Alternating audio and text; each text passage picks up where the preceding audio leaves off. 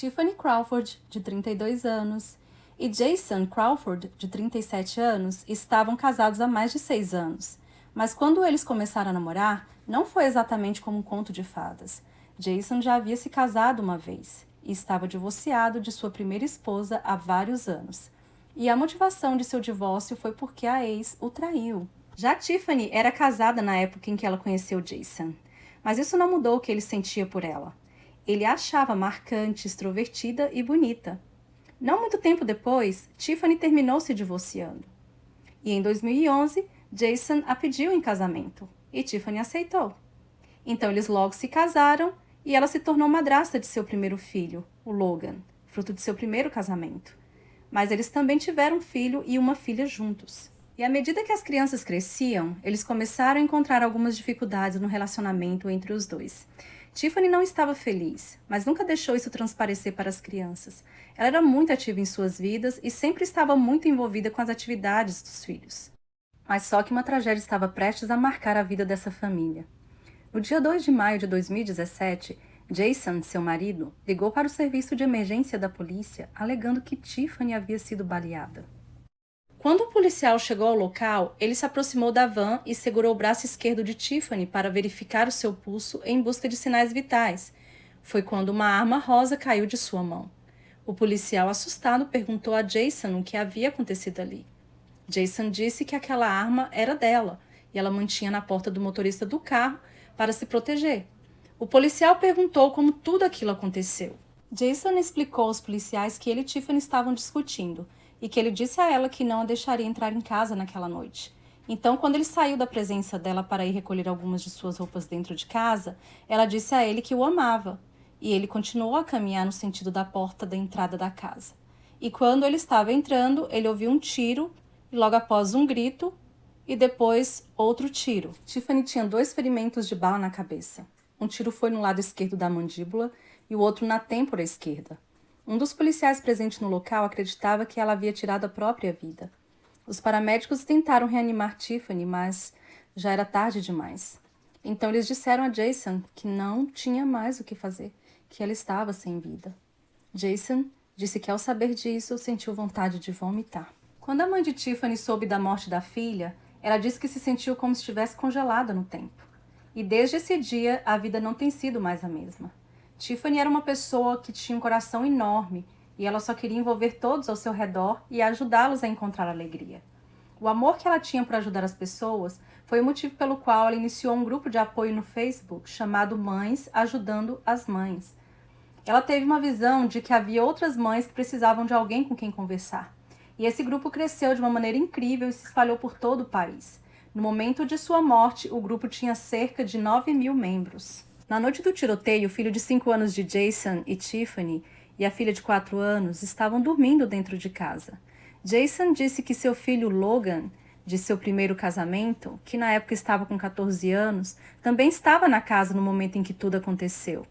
Jason pediu a Logan para que ligasse para os seus avós paternos pedindo para que eles chegassem lá rapidamente. Assim que os pais de Jason chegaram no local, os policiais perceberam que Jason era filho de Rhonda Crawford, e ela nesse tempo era gerente do gabinete na delegacia de polícia da cidade.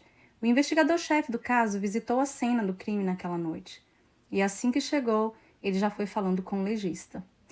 O legista lhe disse que a morte de Tiffany parecia ter sido suicídio, mas a única coisa estranha é que haviam 2 tiros. O investigador então decidiu que, devido à ligação da mãe de Jason com a delegacia, ele queria que fosse feita uma autópsia. Depois que os investigadores terminaram de processar toda a cena naquela noite, o investigador-chefe decidiu transferir o caso para outro departamento de investigação do estado do Alabama na manhã seguinte.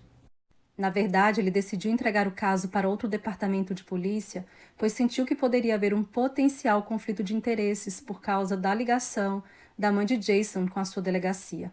E ele disse que queria total transparência com o trabalho de investigação que iria ser feito por eles. Portanto, Joe Parrish era o novo investigador que foi designado para cuidar do caso. A primeira coisa que ele fez foi obter um mandado de busca para a van de Tiffany. Mas houve um problema. A van já tinha sido liberada pelo departamento de polícia para a família de Jason levar de volta para casa na noite anterior. Quando o agente chegou lá para apreender a van, era menos de 24 horas após a morte de Tiffany. e eles perceberam que o veículo já tinha sido limpo pelos familiares de Jason. Jason disse para o novo agente que o departamento de polícia havia liberado o veículo, pois não havia nada de valor probatório lá e todas as evidências necessárias já tinham sido coletadas. Quando o novo agente começou a investigar o caso mais a fundo, ele rapidamente descobriu que Tiffany estava tendo um caso com outro homem. Lindsay Luke era amiga íntima de Tiffany e uma das poucas pessoas que sabia do caso. Ela disse que Tiffany falou para ela que estava planejando deixar Jason e que conseguiu um emprego em uma mercearia local e que estava economizando dinheiro para uma nova vida. Lindsay também nunca acreditou que Tiffany tiraria a própria vida. Ela disse: pessoas suicidas não fazem planos. Não havia nada de suicida nela. Quando o novo investigador revisou as imagens da câmera que estava no corpo do policial, ele percebeu que Jason nunca mencionou nada sobre o caso da esposa com outro homem que ele tinha acabado de descobrir. O agente disse que também achava que algo estava errado com a ligação que Jason fez para o serviço de emergência. Ele estava muito frio. Não parecia alguém preocupado com a esposa. E havia uma pergunta que o despachante do serviço de emergência fez repetidas vezes e Jason não respondia. A pergunta foi: quem atirou em sua esposa? Ele estava evitando responder essa pergunta. Uma semana depois da morte de Tiffany e com a autópsia ainda pendente, o agente trouxe Jason para interrogatório. Durante essa entrevista, Jason disse que nos meses que antecederam a morte de Tiffany, ele notou uma mudança nela. Disse que ela começou a beber mais. Jason também confirmou que Tiffany era destro, ou seja, ela preferencialmente utilizava com maior habilidade os seus membros do lado direito do corpo, o que foi uma informação importante para o agente, pois a arma encontrada com Tiffany estava em sua mão esquerda. Durante esta entrevista, Jason também compartilhou que no dia da morte de Tiffany, ele descobriu mensagens em seu computador sugerindo que ela estava tendo um caso. Ele disse que ligou para ela e a confrontou com o que havia acabado de descobrir, mas ela negou saber qualquer coisa a respeito. Algumas horas depois, Tiffany voltou para casa com os 2 filhos. Jason os levou para dentro de casa e disse para ela ficar do lado de fora. Jason explicou para o agente que ele e Tiffany discutiram por mais de 1 hora e ele deixou claro que ela não tinha permissão para entrar em casa. Foi quando ela pediu para ele que entrasse e pegasse os seus uniformes do trabalho. Jason estava entrando em casa e quando acabou de fechar a porta, ele ouviu um tiro. Logo em seguida, um grito e depois outro tiro. Jason disse que correu de volta para fora, abriu a porta do motorista e ligou para o serviço de emergência. Após o término da entrevista, ele estava livre para ir para casa. Cerca de 1 semana depois, Jason foi trazido de volta para mais interrogatórios e concordou em fazer um teste de polígrafo dessa vez. As reações dele foram absurdas. Ele não passou no teste e o examinador do polígrafo disse isso a ele. Mas, novamente, a entrevista terminou sem nenhuma prisão. Um problema no laboratório de balística do estado atrasaram os resultados da autópsia de Tiffany por cerca de 1 ano, mas quando o relatório chegou com o resultado em março de 2018, o caso foi considerado homicídio. A doutora Valerie Green foi a médica legista que realizou a autópsia. Em seu relato, ela afirmou que o que a fez pensar que poderia haver algo mais acontecendo nesse caso foi aquele ferimento à bala do lado esquerdo da cabeça de Tiffany. Ela explicou que, com base na ausência de partículas de pólvora e abrasões ao redor do ferimento na têmpora esquerda, ela concluiu que o tiro foi disparado a pelo menos 25 centímetros de distância. Isso indica que ela teria que estender o braço a cerca de 25 centímetros da sua cabeça e tentar atirar em si mesma. A doutora disse acreditar que isso era improvável, especialmente porque Jason relatou que encontrou Tiffany no banco do motorista de sua van, com a arma na mão esquerda e a porta do carro fechada. A doutora acrescentou mais dizendo: eu me lembro de ter olhado fotos da perícia da porta do lado do motorista e não vi nenhum vestígio de sangue naquela porta, nem mesmo no vidro da porta.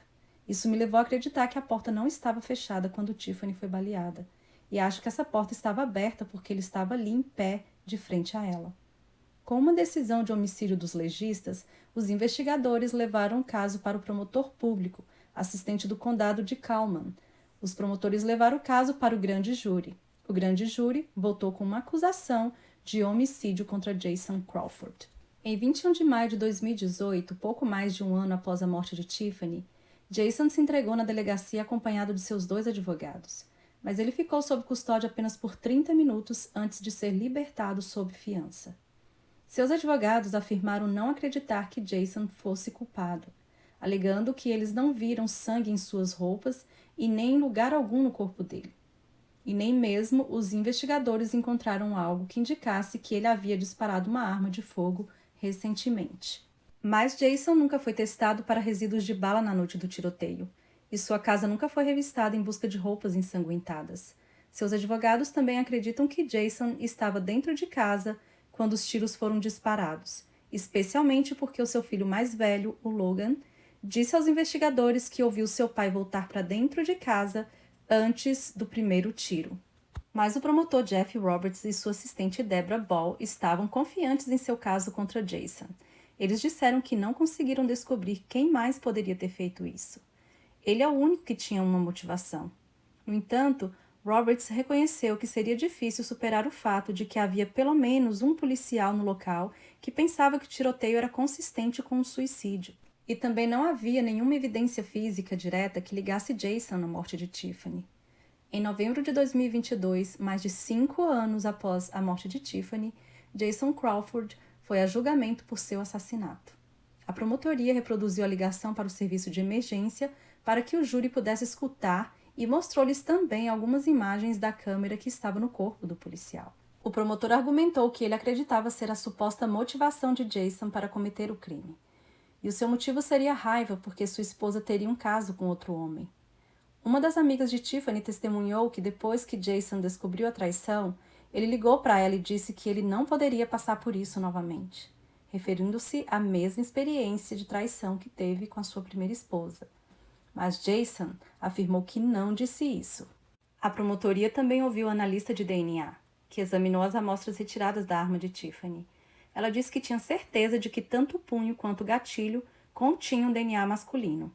Ela não conseguiu confirmar se o DNA masculino pertencia a Jason, pois os resíduos que tinham eram muito limitados, que não conseguiu fazer qualquer tipo de comparação. Com tão pouco DNA detectado na arma, a promotoria argumentou que Jason poderia ter limpado a arma e depois a colocado na mão de Tiffany. Mas talvez o testemunho mais prejudicial contra Jason tenha vindo da médica legista. Ela contou ao júri como acreditava que o ferimento à bala na têmpora de Tiffany foi disparado a mais de 25 centímetros de distância. Mas a defesa de Jason apresentou ao júri um depoimento pré-gravado com o legista anterior dizendo: acredito que a senhora Tiffany deu um tiro primeiro no lado esquerdo do rosto, na mandíbula, e depois no lado esquerdo da cabeça, na têmpora.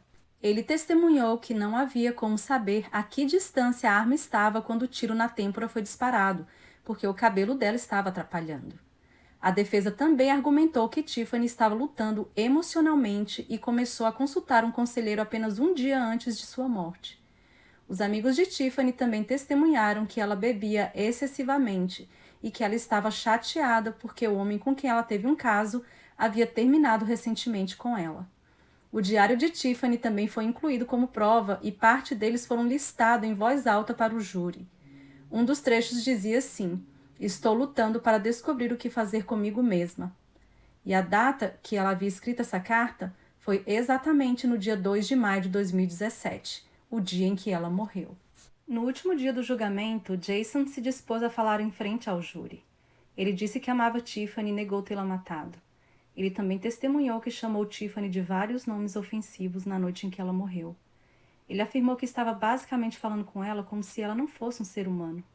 Ele disse sentir muito por isso, porque ele acredita que talvez essa atitude dele com ela foi o que contribuiu para que Tiffany chegasse ao seu limite e acabasse fazendo o que fez. Após 4 dias de depoimentos, o caso foi para a decisão do júri. Megan Brock foi uma das juradas. Ela disse que quando o júri entrou na sala de deliberação, vários jurados, incluindo ela mesma, ficaram em dúvida sobre a culpa de Jason. Megan também disse que o júri, antes de dar a sua decisão, pediu para ouvir novamente a ligação para o serviço de emergência. E foi após eles ouvirem esse áudio que o grupo inteiro conseguiu selar o acordo. A operadora que estava falando com Jason ficou perguntando a todo tempo para ele: quem atirou nela? Quem atirou nela? E ele evitava responder essa pergunta. E quando a operadora questionou Jason sobre onde estava a arma, foi então que o júri tomou uma decisão unânime. Ele disse claramente: A arma está ao lado dela. Quando, na verdade, a filmagem da câmera no corpo do policial mostrou que ela estava segurando a arma, quase largando, mas ainda assim estava segurando um pouco. 30 minutos depois que o júri ouviu a ligação, eles voltaram ao tribunal e deram seu veredito. O júri considerou Jason Crawford culpado do assassinato de sua esposa Tiffany. Jason ficou simplesmente atordoado quando ouviu a decisão do júri. Em 10 de março de 2023, 5 anos depois da morte de Tiffany, Jason compareceu novamente diante do juiz para audiência de apelação. Seus advogados insistiram em alegar a sua inocência, mas não houve mudança na sentença dada anteriormente. Jason havia sido considerado culpado pela decisão do júri e, nessa audiência, o juiz o condenou a 99 anos de prisão. E, de acordo com a lei no Alabama, ele só terá direito à liberdade condicional depois de 15 anos. Hoje a mãe de Tiffany só quer ter a certeza de que seus netos têm orgulho de sua mãe e que eles nunca esqueçam do que ela representava para eles. E no seu ponto de vista, vocês acreditam que de fato foi um homicídio após o marido descobrir a traição da esposa?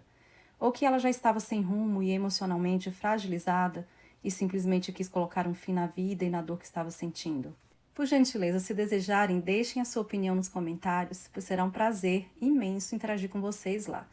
E se vocês gostaram do vídeo, por favor, deixem o seu like e se inscrevam no canal. No mais, até o próximo vídeo. Tchau, tchau!